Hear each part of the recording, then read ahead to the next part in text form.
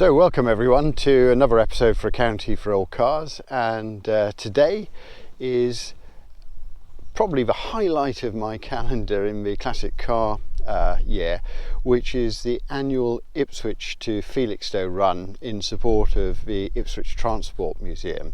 So we're expecting somewhere in the region of 500 plus historic vehicles, including bicycles, motorcycles, cars, trucks, buses, military vehicles, fire engines, which are all going to congregate in a little while at Christchurch Park in the centre of Ipswich, and then proceed in a sort of convoy all the way to Felixstowe seafront, where we'll park up and sort of provide an impromptu car show for the residents and visitors to Felixstowe. So today you join me in Tess, my 1967 Mark I Triumph Vitesse 2 litre, and as you can see, she and I have both sort of spruced ourselves up for today's event, and you're going to join us as we come into Christchurch Park, which is a beautiful parkland setting right at the heart of Ipswich, and then hopefully we'll get some footage of us as we negotiate the traffic through Ipswich, which will be quite a sight actually. And for those of you who've watched the procession before or seen some of my videos from earlier years, you'll know that we often, weather permitting, get a good number of spectators cheering us on. The weather today is a little uncertain. It's overcast. We've had a few drops of rain on the immaculate paintwork. I've come armed with an umbrella and camera equipment, so I'm hoping to make the absolute most of the day and to really give you a good opportunity to see what this event is all about. Anyway, we'll hop in the car and go from there. See you shortly.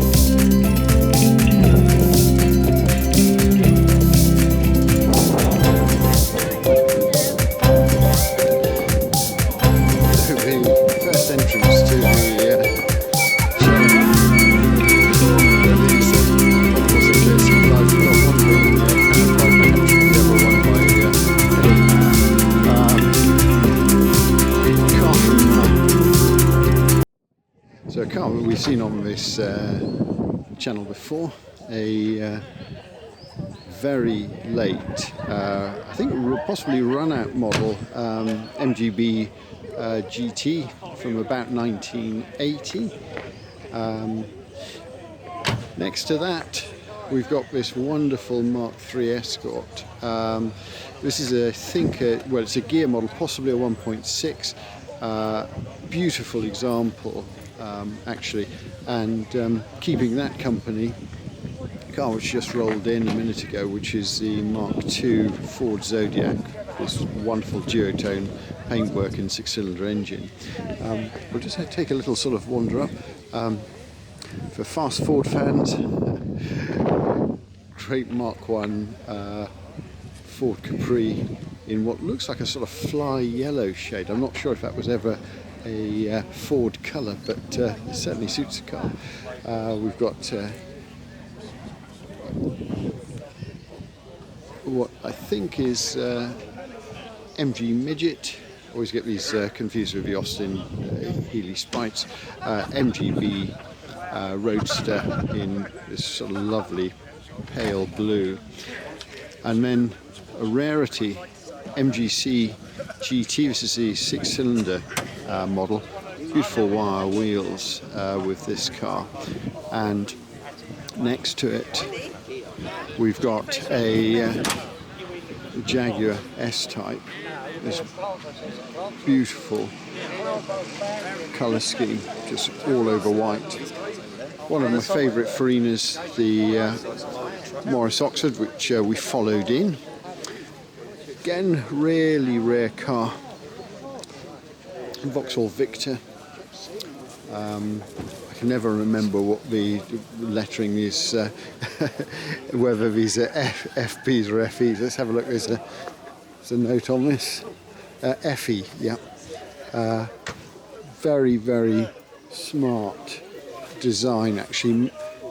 Clean lines and yeah, just a minimum amount of chrome. Really lovely.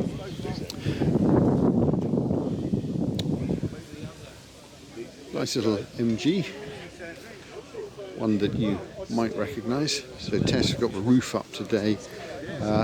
Hopefully that'll come down. Ford Pop, again lovely shade of blue. This one, and as it seems to be the tail fin row here. Obviously we've got Tess, and then a pair of 105E Ford Anglias, another MG widget, and something I didn't realise until recently is that apparently the correct colour scheme is to have the veins of the grille matching the colour of the upholstery, which this one certainly does. Now, how about that for a dashboard? A beautiful sprung steering wheel, and certainly very, very snug. Again, from 1977, a vinyl roofed MGB GT with a Webasto sunroof. This one's been debumpered, and let me know in the comments what you think about the LED headlights on that one. Another Farina, beautiful Wolseley. It's lovely duotone paintwork. I love this colour scheme, and probably one of my favourites of the Farina range, with the early high fins and tower tail lights. It's a gorgeous example, and you can see just in front of that there's a striking purple MGB Roadster. Bring the camera across. We have not one but two Jaguar S types, and this one also in white. These cars seem to be unappreciated compared to the Mark IIs, but apparently have a much better rear axle setup. One of my favourite of the Escort, one of my favourite of the Cortina ranges is Mark II.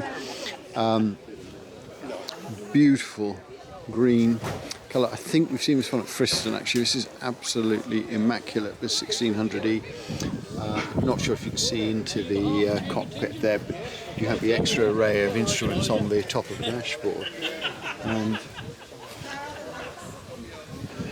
that must be the cleanest one I have ever seen. It's beautiful.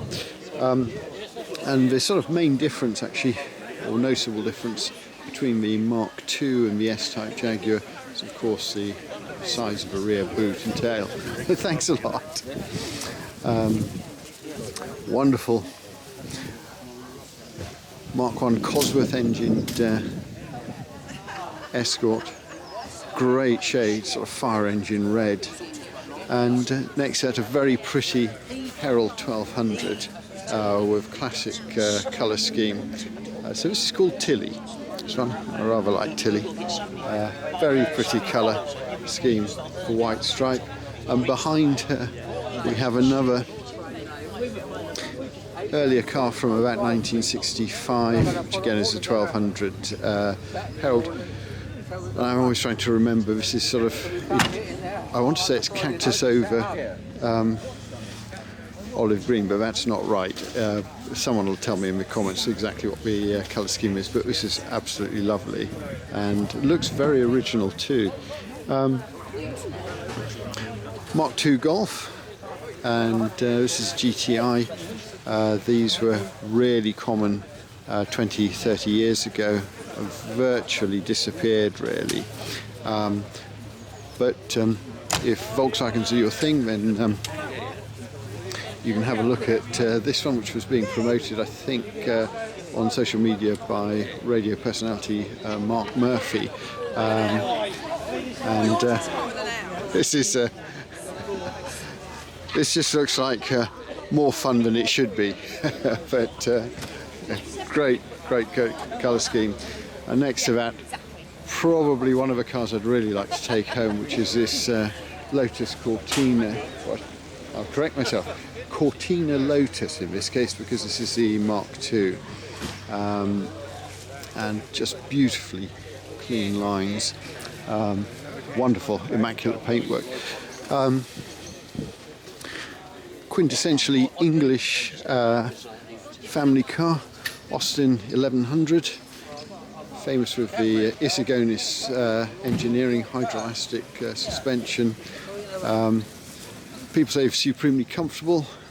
My memory as a child, extremely bouncy. But if you've ever watched episodes of Fawlty Towers, famously this is the car that gets beaten for not starting by Basil Fawlty. But yeah, lovely example. Once a very common sight, never seen nowadays. And this one from about 1968, and a Mark II. One of the things I really like about this is the aftermarket Smith's heated windshield. Beautiful. Another Survivor, and beautifully patinated example of the Wolseley 1660 here, 1680. I'm not as smart on my Freeners as I should be, but this is a lovely old girl. Yeah, I like this very much. Very smart Mercedes, and then we have the trio of Mustangs, and no 70s collection will be complete without the Escort RS 2000, and we have beyond that in lime green a Mexico, which really put Ford on the map in terms of rallying in the early 70s. Fans of the television series of Professionals, we have a Capri 3 Litre S, which most of us used to look forward to weekly on television, going sideways in the hands of CI5 operatives Bodie and Doyle. And just come around, have a little look at the cockpit of the Mexico. Very smart, big with roll cage, and the paintwork on these cars is just astonishing, beautifully done. Another rarity, the Sierra XR4i with this sort of whale tail at the back. Lovely example. Again, these were pretty rare and quite sought after in sort of 1980s, early 90s. But they've sort of been overshadowed really by the Cosworths, but lovely cars. Next to that we've got TR4 in green. Is it TR4A or TR4? 4. Yep. Lovely painted dashboard on this one, and correct sprung steering wheel. Nice to see a car with an original steering wheel and Surrey roof. Yeah, thank you very much. And for fans of James Bond, we have Roger Moore in the passenger seat. You might just be able to see him there. And this one is prepared for the downpour later because it'll double as a submarine if necessary.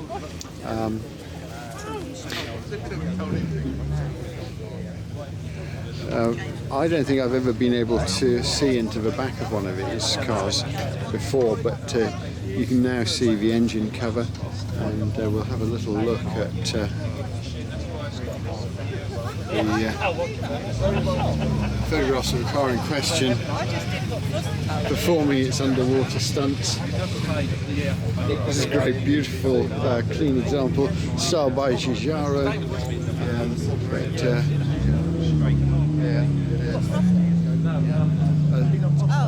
definite pin-up supercar from my childhood. Right, Volkswagen Beetle, which again, very, very nice shade of green, and then more MGBs. So we've got one which looks lowered, the MGB GT, which looks quite sort of mean on its painted wire wheels. Sunbeam Tiger, very rare car, and again, a serious piece of kit. I literally cannot remember seeing one of these on the street, even in period. These were sort of almost mythical, but they were really an example of the sort of cars that Roots were capable of producing before the whole Chrysler debacle. And yeah, great colour scheme. Obviously Tiger was used as a name for the Ford engine V8 Sunbeam sports car, but we're talking about fast Sierras earlier, and we've got a whale tail Sierra RS Cosworth, and this is absolutely mint. Just have a sort of little look at these Recaro seats. Immaculate interior too. This is virtually showroom fresh, from 1986, I think, this one. And then delightful Renault 5. I was talking to the owner just a minute ago, and she is this glorious shade of blue, all original.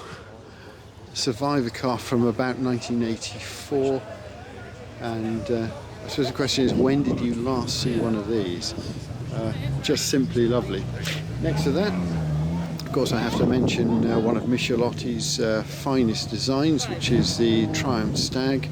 Striking shade of blue in this one, and again, this is the automatic version. And just looking at it, I think this is probably one of the later models, or though it's got a personalised number plate. Just come along the line here. We were talking about tail fins earlier, and we're back to fins with this wonderful Mark III Zodiac. Gorgeous car, really striking and big, beloved by police forces everywhere, and made famous by the television series Z Cars. And then behind that we have the car with the magic carpet ride, the Citroën DS. We saw one in my last video, actually. Ian gave a demonstration of his suspension, but this is a fantastic example. We'll just get another look at the back of the Zodiac.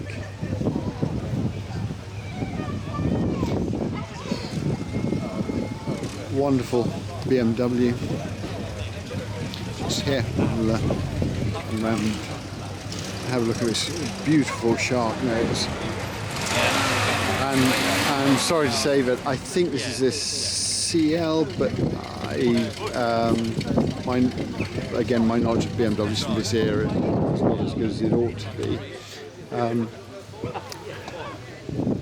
got another 600 series, later version.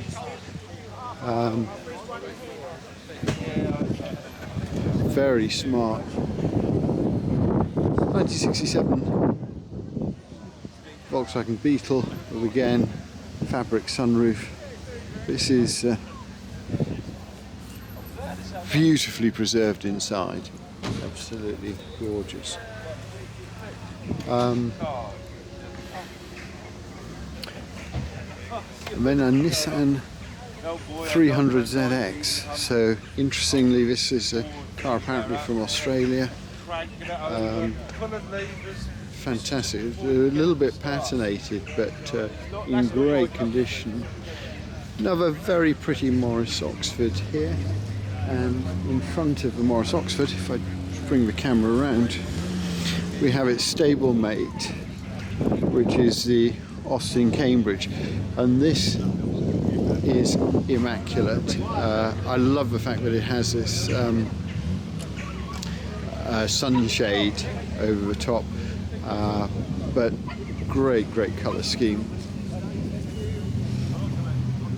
Again, we're in a period where Italian designers like Pininfarina, Giovanni Michelotti were making a huge impact on British cars. What I think must be an Austin Westminster, big Austin, an estate version or countryman version perhaps. We'll see how it's labelled. Yeah, I think I can safely say I have never seen one of these models before. That's the only one. Is that right? That's the only one, yeah. That's the owners club. Yeah. He had that, and then like I say, then one of the other ones when the owners club bought it, and that's the only one left. I've never seen one. No. It's amazing car. I've only seen pictures on the internet, yeah. Like I say, and that's the only one left. But what a great family car. It's the same as there's this Vanden Plough it's either a 4 litre or a 3 litre. Yeah.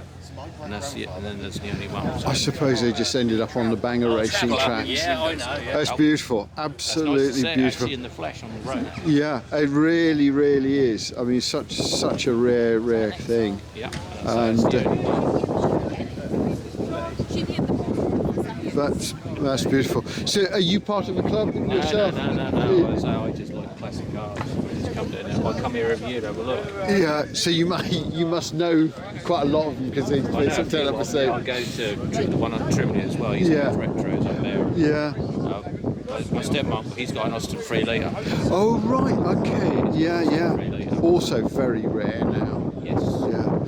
But no, thank you for the info on this one because I literally wouldn't. I'd have been guessing otherwise. Screensaver on my computer for ages, but to actually see it in the flesh is nice. It's fantastic, isn't it? Yeah. I think that's come from Birmingham. Amazing. A long way to come. It is. We're really lucky. Wow, what a wonderful story. And then, in the theme of estates, we've then got, of course, the Cambridge estate. Sorry, the Oxford, Morris Oxford estate.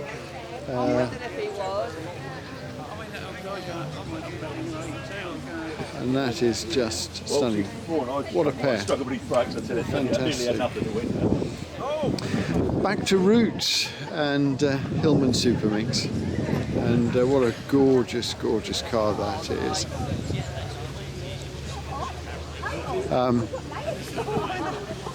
But something that's just caught my eye is this wonderful 1600 Triumph Vitesse Mark 1. Beautiful colour scheme. She looks very original actually, and so this is a bit different from from my Vitesses in the sense that although they were 6-cylinder engines, these were the smaller 1600, originally fitted with downdraft Solex carburetors, and you can see if you look at the dashboard that when they first came out they didn't have a separate rev counter. Seats are sort of quite narrow, so it was very much a herald in all but the engine up front, and it wasn't until sort of a couple of years later that Standard Triumph actually started putting in these sort of extras, the sort of more comfortable, wider seats, and then the torquier 2-litre engine. But that is lovely. And the badges are exactly as they should be here, with the Triumph crest on the top of the bonnet. And then you'll notice that at the back it doesn't have a reversing light, but it does have this little number 6 denoting the fact that it's a 6-cylinder engine. And these came out at the same time as the Spitfire 4, so Spitfire 4 4-cylinder engine, Vitesse 6-cylinder. And it's sort of successor in some ways, the Triumph Dolomite, which many people sort of think of as the BMW 3 Series of its day. Wonderful car. And the grandfather of both of them, of course, the Standard Vanguard, and I think this is a Series 2, if I'm right. And you can see, if you have a look at the crest on this one, that it's very much the Coventry Angel, so it represents the angel's wings. But fantastic bit of 1950s styling, and these bulbous curved cars from that era again were common to all British manufacturers, including, as we have here, this wonderful Counties Austin.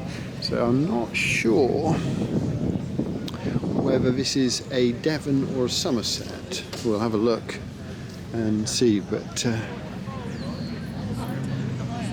great car. Not quite a bench seat, but definitely a column change on this one. And yeah, it doesn't tell us. So someone in the comments will be able to tell me, I'm sure. The Phase 2 Vanguard had this sort of boot area rather than the beetle back of the originals. And I can scarcely believe it, but we have a third Jaguar S-Type. Isn't that glorious? Wonderful.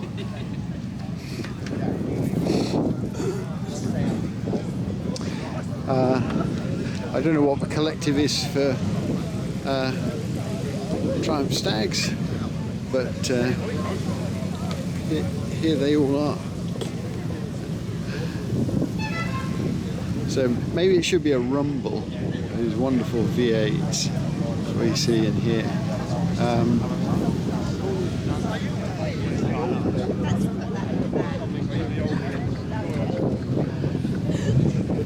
Just come back down the line.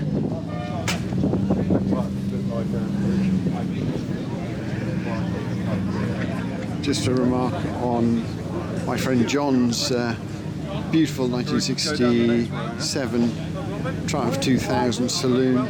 It's glorious duotone paintwork, and again exactly the same engine as the Vitesse.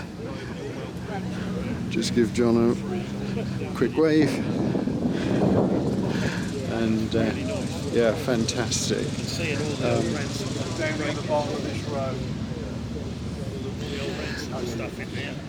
John's managed to make himself look small by parking next to, or in front of, this aircraft carrier, which is the Ford Fairlane. And I probably shared this joke before, but this is the first car in this line to have its own postcode. It's magnificent. Great series of minis. A lot of minis. And these are increasingly popular classic cars. Really brilliant. Possibly one of the last of a really great Mercedes-Benz, the 190E. They were sort of BMW rivals in their day. one of my favourite driving cars, Alpha Suit. This is a 1.5. Such a rare survivor, particularly in this climate. And if you want to go as fast in reverse as you can forward, then I'd recommend the DAF 66 here. Again, I think I'm right in saying that these DAFs were also styled by Giovanni Michelotti, and you can sort of see the similarities in roofline between this and the Herald and Vitesse saloons. MG Magonette, lovely, lovely car. And I have a feeling these were influenced by or styled by Gerald Palmer. 1950s gentleman's sporting saloon. Sort of Riley stablemate, of course. Lovely, lovely example here. Right, let's have a look and see where else we can go. My eye's just been taken by... Are you all right? Good to see you. Yeah. She's looking very smart. Thank you. So, something that you won't see very often, a World War II Jeep in Navy livery rather than Army. But one I've come to see, though, complete with its white wall tyres, is this lovely blue.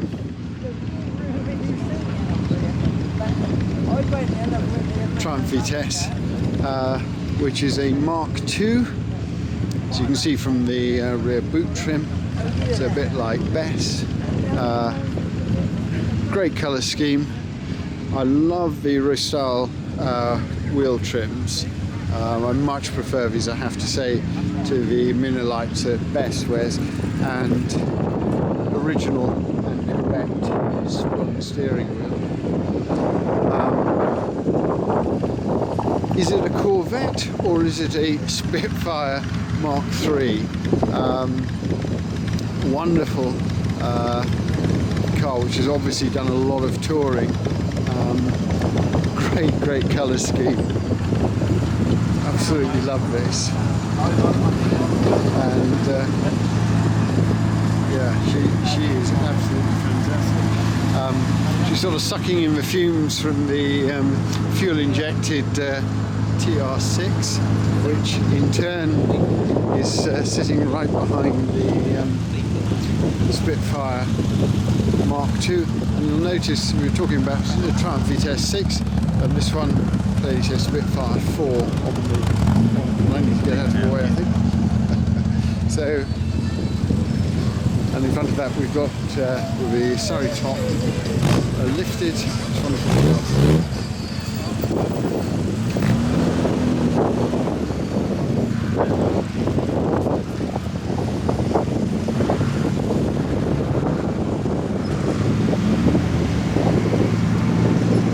And then Rover V8 P6 3500,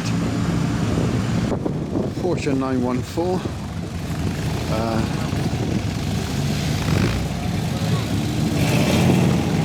And then we've got the Ford Anglia. This one's been modded. I like the chromed headlight surrounds on this.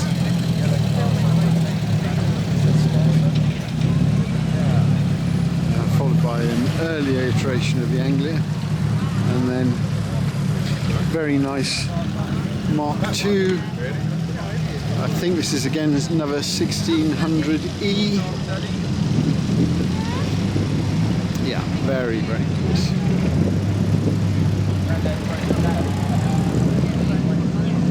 Lovely Morris Traveller, and a Mark I Unos or MX-5.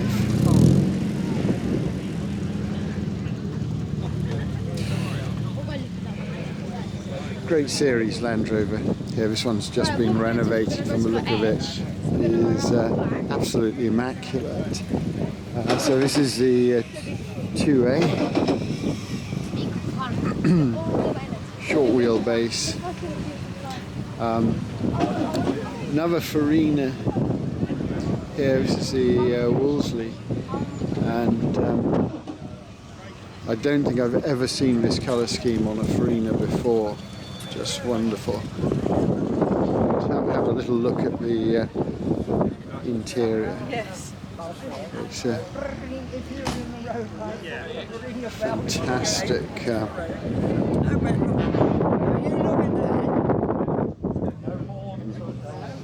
You look at it.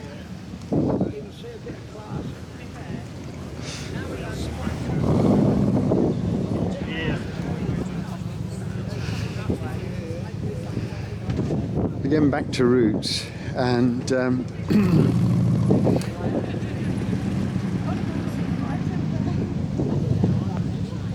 this was really a company executive's car, the Humber Super Snipe, also beloved of overseas ambassadors and consuls, I think. Very much a sort of government ministerial car.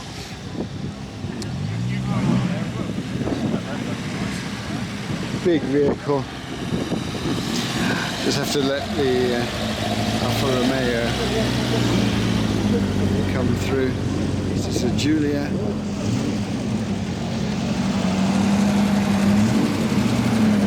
And a V8 engined TR7.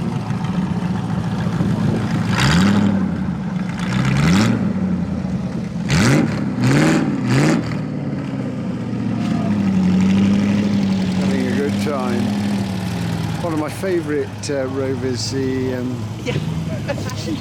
P5B 3.5 litre engine. Again, also beloved by government ministers, I think prime ministers like Margaret Thatcher, Harold Wilson, James Callaghan were all ferried in these. Guards Red 911, beloved by bankers with red braces in the 1980s, and something altogether much more elegant and sedate.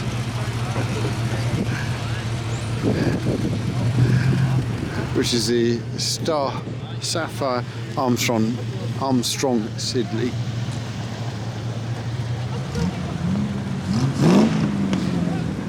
Thank you. And then Vauxhall's answer to the Z cars. This wonderful 6-cylinder Cresta.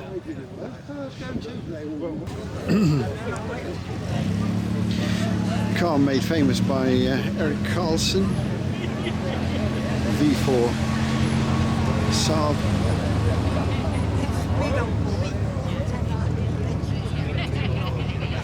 Wonderful step-side Chevy. And then this Ford Fairlane. Extraordinary paintwork.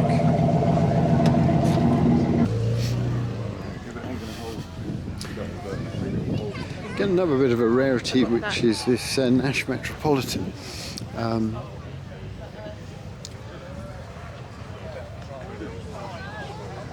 Which is a collaboration between Austin and the American motor company Nash. I gather these were used by the New York Police Department as a way of marshalling traffic or dishing out parking fines, and they kept them in right-hand drive, and the traffic cops would sort of sit in the driver's seat, and they had a stick with chalk on the end and would chalk mark the cars of the park, chalk mark the tyres of the parked cars, so they could then time them and come back and ticket them. And this one kind of looks exactly right for that purpose in its black and white livery. Morris Minor 1,000,000, sort of celebratory model in lilac. See the 1,000,000 script on the boot. It is absolutely glorious. Sort of lavender lilac colour, and she's had a lot of work done to her from the look of it. Fairly original looking TR7 convertible from the 1980s, and a pair of coupes, not quite so common. This one, the Mark I 3-litre Granada, but the Dodge Charger, obviously something that entered television folklore in the 1980s, called Dukes of Hazzard. Got a very nice Mark I Cortina GT, a very, very clean example here, and just beyond that, the ultimate Italian pin-up car of the 1980s rally scene, the Lancia Delta Integrale. Wonderful. Again, this sort of fly yellow colour. Let's have a look at that. And yeah, car that everyone lusted after when I was young.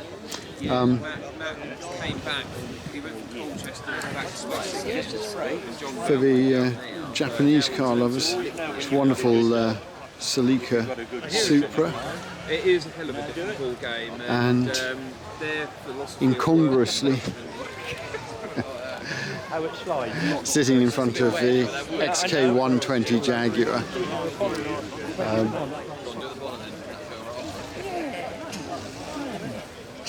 With its spats. Very nice. Minimalist interior. And then the legendary twin overhead cam XK engine, which we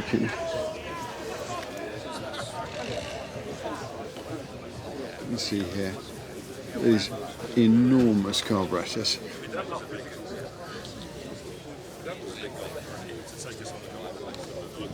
That really is a work of art. Beautiful, beautiful car. Back to roots, Singer Gazelle, and this was the, I suppose, upmarket version of the Hillman Minx. Again, these are, I think I'm right in saying, were part of the Audax range of Roots cars, and very much influenced by American styling at the time. Lots of chrome, again, sort of two-tone paintwork, and of course bench seat, but with a floor change.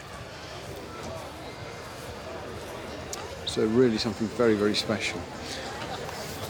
And then we have another Vitesse, and this again Mark II, so 1971, so same era as Bess. But this is in very good condition actually. The bodywork's lovely on this car, and I sort of like the coffee and cream colour scheme with the hood, and nicely done. Again, also wearing the correct period sprung steering wheel.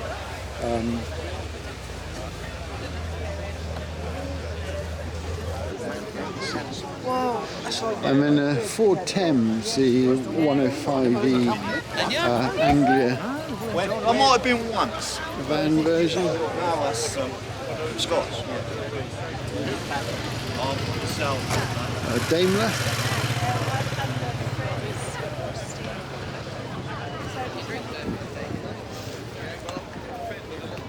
Very, very comfortable place to be. Car, for some reason, I associate with the Queen Mother, but that may just be fanciful thinking. Car that divides opinion, but I feel obliged to share this with you. A little lost in Allegro in her original champagne colour scheme there. And I think this is one of the later ones, probably Mark III perhaps. And then coming into a show field,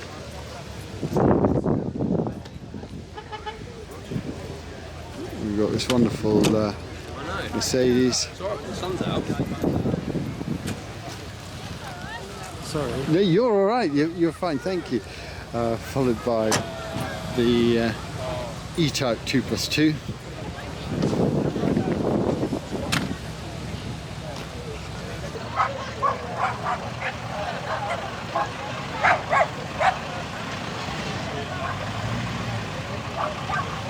We've got more arrivals coming into the field here. So there's a Volkswagen Thing, Humber Sceptre, lovely white TR6, Ford XR3i Cabriolet, and Morris Traveller. A very, very nice. Get them down here.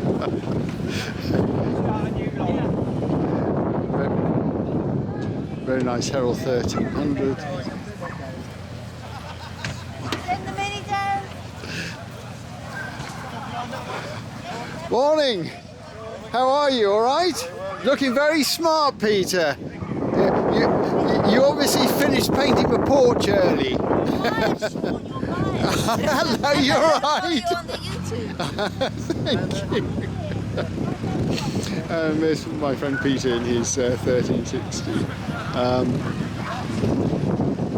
Wonderful 1500 TR4A and glorious Ford Consul Classic 2-door. So not the Capri, because the Capri is the coupe version. Fiat 500, lovely little car. And then we have something a little bit different coming up, which is this wonderful 1973-ish, I'm guessing, Volvo Whisper Quiet. Listen to that.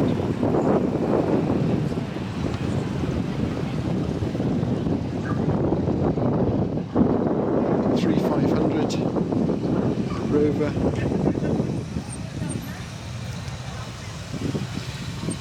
XJS, first one I've seen here today, I think.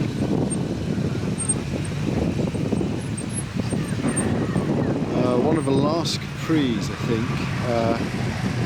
280 V6 Cologne engine. Gosh,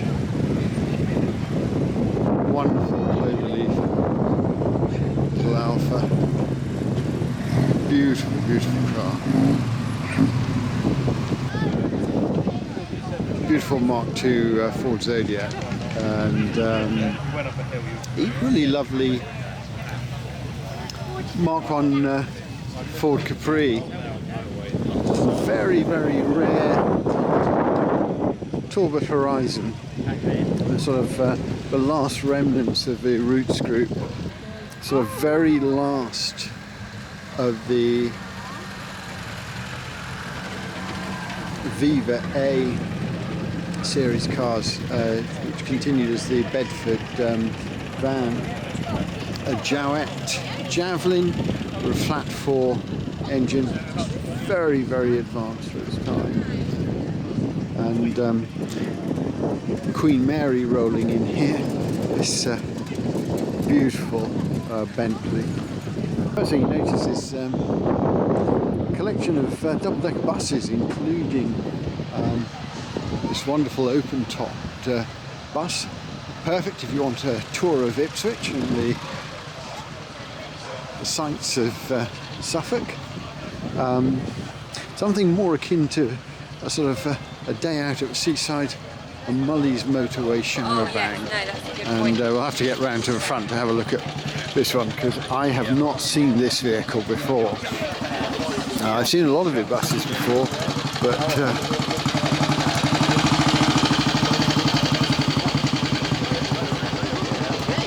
that is a new one on me. This beautiful Chevrolet. Did it for about 80.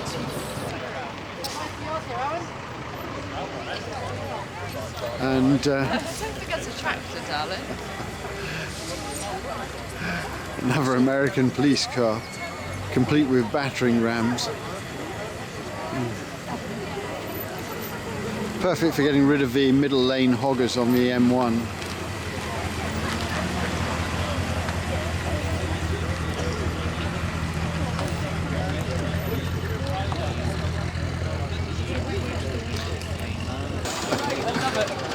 I love it. And this wonderful old Morris Oxford, which I think we saw last year, but she's an absolute beauty. Complete with a dicky seat, perfect for noisy children or a nagging mother-in-law, as the joke goes. Fantastic.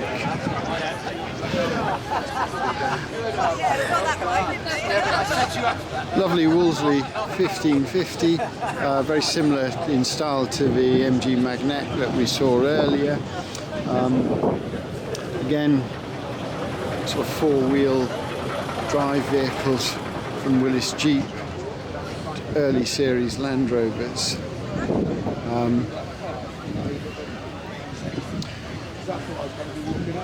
Lovely Rover, and beside that another Alvis. Let's have a little look at this beautiful red triangle. Coach built, I think a lot of them built by Park Ward. Oh. And a Green Goddess. I think we Model T. Sound of a Whitworth bell, and here she comes.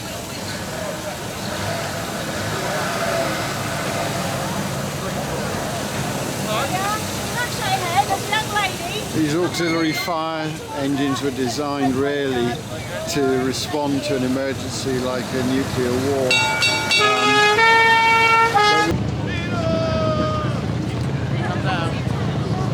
Beautiful coachwork and colour scheme with this one. Little 1951 Morris Minor, split windshield. All getting a bit congested here. And today is my 98th birthday. It's a wonderful Morris Oxford here. Isn't she gorgeous?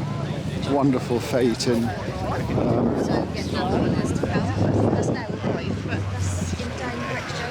Wonderfully minimalist dashboards, but all that you need.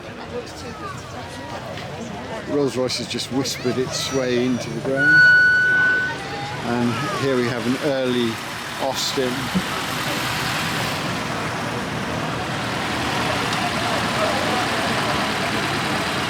Just listen to how smooth that engine is.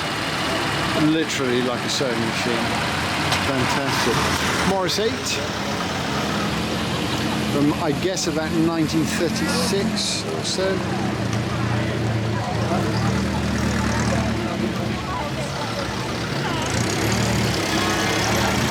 Dodge truck.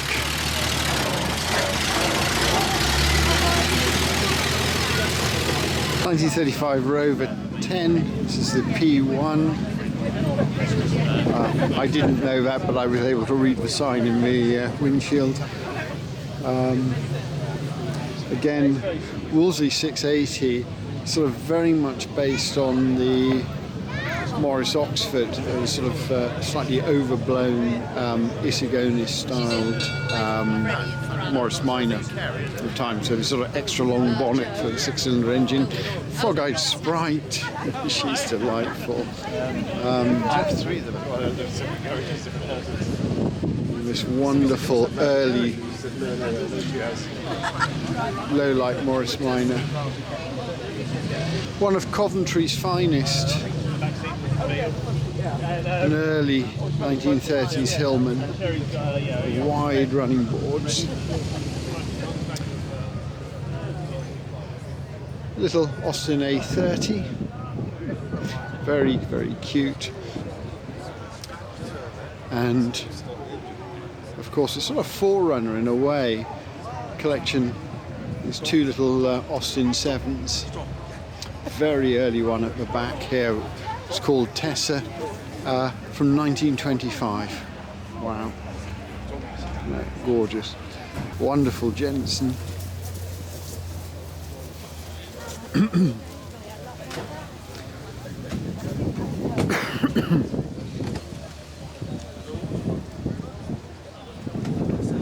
I'm in a car which I think claims to come from the Fangio Museum in Argentina.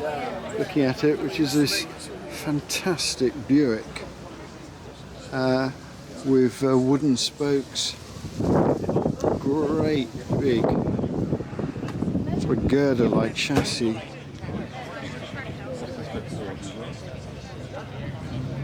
And cockpit. That is fantastic. I'll just show you where I get this from. So, Museo Fangio, Argentina, wonderful.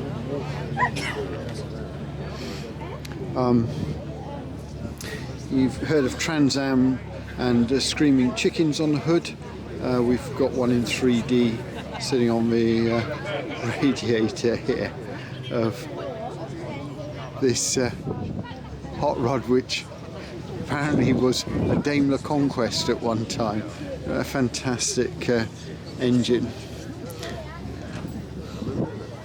Amazing. Rover P4. Understated, elegant, and a Vanden Plas Princess, just limousine just behind us here. Come back. So 1914 Model T, and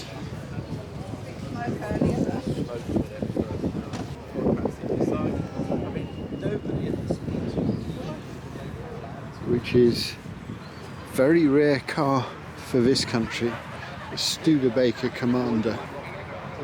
Look at that, a real Art Deco streamlined car. And juxtapositioned with these two elegant, very English post-war Alvises. Again, hand-built, coach-built cars. Behind that, what I think is a little Singer.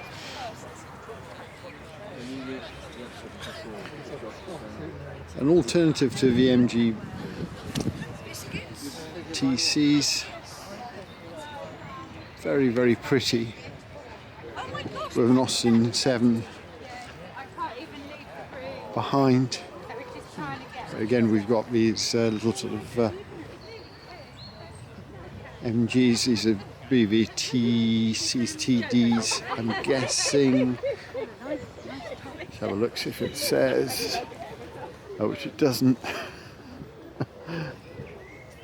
Nope. I need to brush up on my early MGs, but I do recognise a Mini Moke when I see one, and this one I'm guessing is 1977, so I'm guessing this is an import. Very, very popular in places like Barbados, a sort of transport for tourists. Very smart Escort RS 2000, and again we've got this lovely 1990s Silver Dawn Rolls Royce, but I think I'd go for the one in front. It's altogether much more of a classic Rolls. And again, we've seen this, I think, at car shows like Friston as well. For those people who love Militaria, then plenty to see in terms of Willis Jeeps here, and some impressive trucks as well. So one of the things that's been really gratifying today is to have lots of people coming up and introducing themselves to say hello, because they've obviously recognised me or recognised Tess and have watched the channel. And so to those of you that I did get a chance to meet this morning, thank you so much for coming and having a chat. It's really gratifying, and I hope that you've had a wonderful day and enjoyed this as much as I have. I'm going to get out of the way now.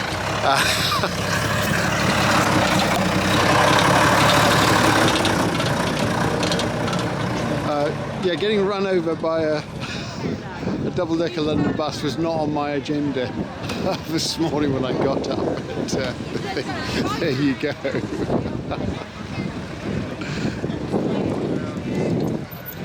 I might have to carry him, you know. I saw something that I thought was really worth a comment on, which is this beautiful blue Super Minx convertible. I have seen one or two convertible Super Minxes, but for some reason this colour scheme really resonated with me, and it's a beautiful, beautiful example.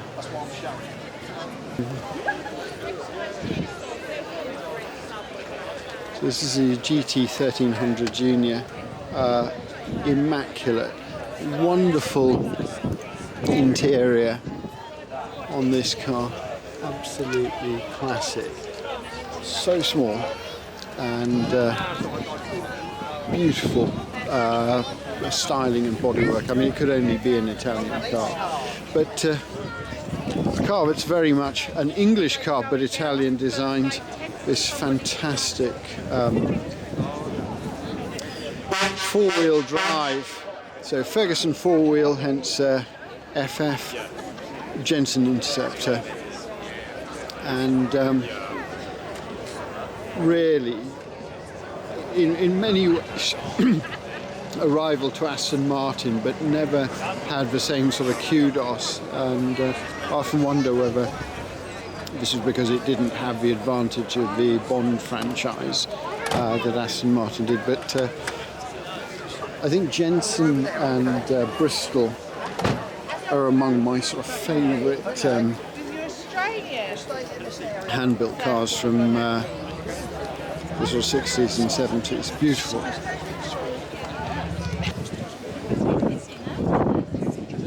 So again, good to see Roots cars being represented here.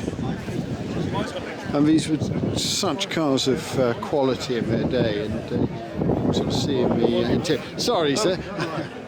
Is this your car? Yes. It's beautiful. Oh, thank you. I was just sort of saying it's such a wonderful thing to see so many Roots cars here, because you know you just don't see them. But there are quite a few Hillmans and Humbers here today. It's lovely, isn't it? That's beautiful. Thank you. So she's yeah, beautifully styled. We have here this very pretty little Triumph. So 1300 four-door Toledo,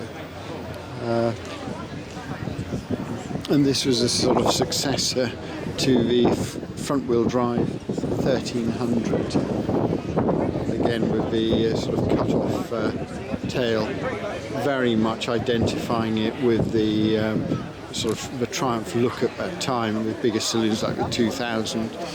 Come around and have a look at the front.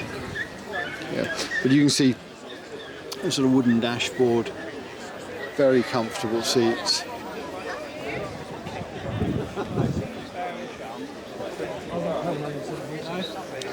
And clean styling, lovely car.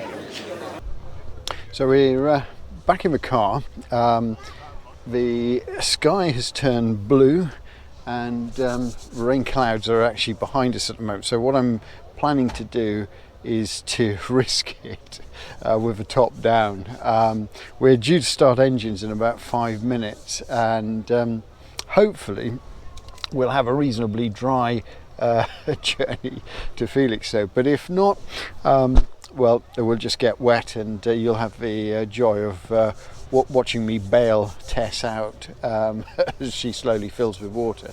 But yeah, so far this sort of whole meeting in the Christchurch Park has been fantastic, and lots of people coming up and having a chat, asking a little bit about the filming work that I've been doing, and also one or two people from the Transport Museum itself showing a huge appreciation for the fact that you know, these films have been able to promote the event, and also sort of pay tribute to the really hard work that people like Mike and his colleagues do every year to put on this sort of fantastic event for classic car enthusiasts like me and for members of the general public. And yeah, such a rewarding way to spend a bank holiday weekend. So yeah, you'll join me in a minute when we get to start engines, and we'll see where this takes us to.